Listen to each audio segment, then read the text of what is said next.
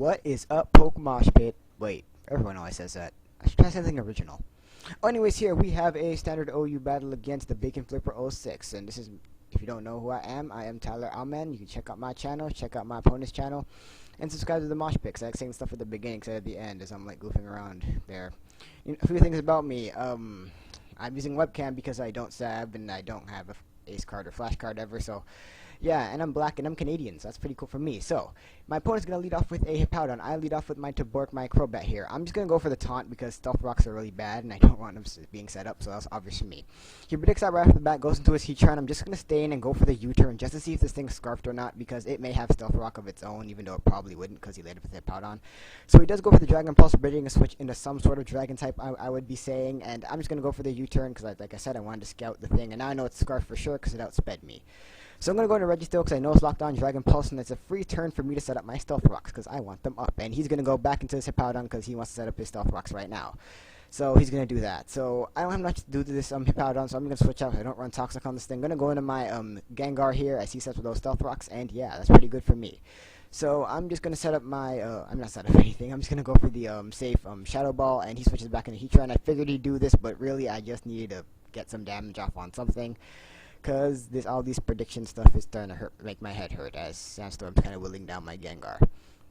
So I'm going to go into Albert, my Snorlax here, because I know it can take any hit because it's a freaking Snorlax. It's the special monster. He's going to take that Fire Blast very nicely, not as well as I would have liked, because I do run Thick Fat. I do run immunity over Thick Fat on this thing. I just find it to be a little more useful in some situations, but whatever. So what I should have done here is gone for the Earthquake predict, just thinking he'd stay in, but I just went for the Crunch, predicting the switch into like a Flyer. I just over-predicted it. I just went for the safe Earthquake. But anyways, it goes into Lucario, and I don't really think Snorlax is going to be very useful in this battle, so I just kind of stay in and leave it as fodder and go for the Earthquake, thinking he's going to kill me. But he ends up going for the Swords Dance, which is really awesome for me, because now I get a free kill off on the Lucario, and Albert's looking pretty good, even though, judging by the team, the Stealth Rocks, and he's running Sandstorm, this Snorlax is not going to be doing anything, because I don't run Rest on this thing. I actually run Crunch, Earthquake, and Body Slam and Curse, since I run 3 attacks instead of 2, so yeah, I just find it more useful. So he ends up going into the Fortress here, and I don't want him to Rapid Spin my Stealth Rocks away, so I go into Gengar. He ends up Earthquaking, which is kind of like, man, I don't see why he did Earthquake there, but he did, so I'm just gonna go for I can predict switching to Heatran and go for the Focus Blast, but I figured he'd predict the switch. I figured he'd predict that, so I go for the Thunderbolt, predicting him to stay in, or just going for a kind of neutral coverage move there. He ends up going to a Zapdos, which is really nice because the Specs Thunderbolt will be an easy 2 KO on the Zapdos, whether it's defensive or not, and yeah, it's doing a lot of damage. So I'm just gonna go for it again, and that is going to take out the Zapdos. So that is awesome for me. So that is like his first guy down, I believe. So yeah. So, down it goes, and I'm getting withered down a lot by Sandstorm, so my Gengar is not going to last very long, which kind of sucks. So he's going to now go back into the Heatran, because he knows he's faster, and I know he's faster, so I'm going to go into my Snorlax's Death Fodder, because like I said, this thing isn't going to be really useful to me in this battle, so he goes for the Fire Blast. It does a lot. It's not going to kill me, but he's just going to 2-hit kill me with another one, so yeah, that kind of sucks, and even though I don't really need Albert, so yeah. He's just going to Fire Blast me, and that is going to take me out. So this Heatran's kind of a big threat to my team. I really don't have much for it. So I'm going to go into my Flygon, because I know I can take a Fire Blast, because I'm not Scarfed, as most people run Scarf Flygon. I'm actually banded, so I go for the U-turn, thinking he's going to fear I'm Scarfed and switch. But he just stays in, predicting me not to be Scarfed, predicting the bluff, and I go for the U-turn, which really sucks. Now I take a crap load of Fire Blast damage, and I'm gonna go into Crobat because I have to Death Fodder or something now, because he just out-predicted me there and I had to suffer for it. So I'm gonna have to let my Crobat die here, because now I really don't have much to do with this thing, because Flygon can't take another Fire Blast and it outspeeds my entire team. So I'm gonna go into Registeel because I know this thing can still take a Fire Blast, because I'm plus Special Defense nature with a few Special Defense EVs. He does miss a Fire Blast there, which kind of sucks for him, but he hit all the other ones. He deserves at least 1 miss out of the lot, so you know, I don't really feel too bad about that. And I do get the 2-wave off, so now this thing isn't nearly as scary. So I'll go for the Iron Head just to burn a turn or whatever, just kind of thing if he wants to switch or whatever, but he just stays in, I guess, thinking that his Heatran is useless, and goes for the Fire Blast. I knew it wouldn't KO, and it does leave me in a critical amount of health, so I'm just going to go for the Explode, know it's going to take it out, and yeah, he does switch into his Fortress here, I guess predicting the explosion, or maybe just predicting the Iron Head, I don't know, but I just Explode, go boom, and that is going to not take out anything, it's just going to do some damage to the Fortress, which is surprisingly little, since Explosion isn't nerfed in this generation, so yeah, I'm going to go into my Gengar now, I think.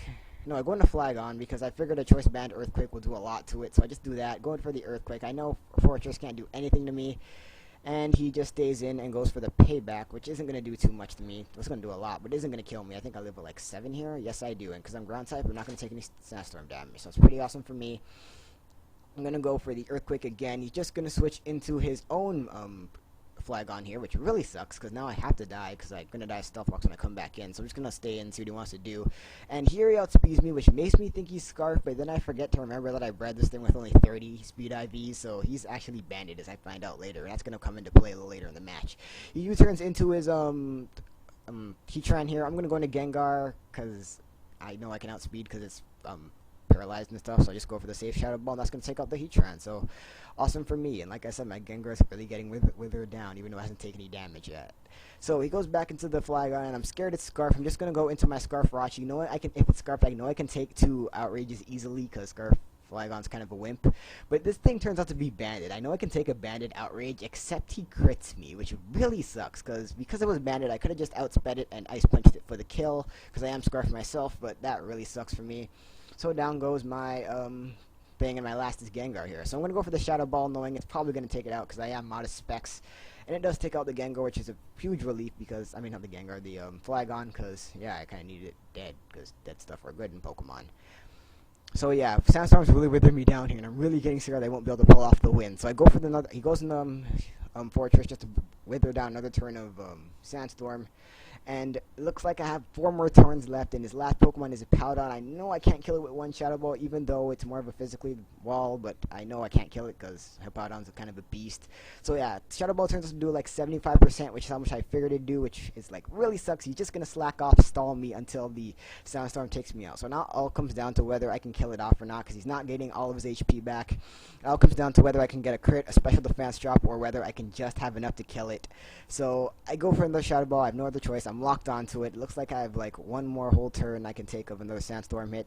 Gonna bring it really low, and I do get the special defense drop, which is huge because that is gonna ice the game for me. Another Shadow Ball is easily gonna take it out, and I will not die to this turn of Sandstorm.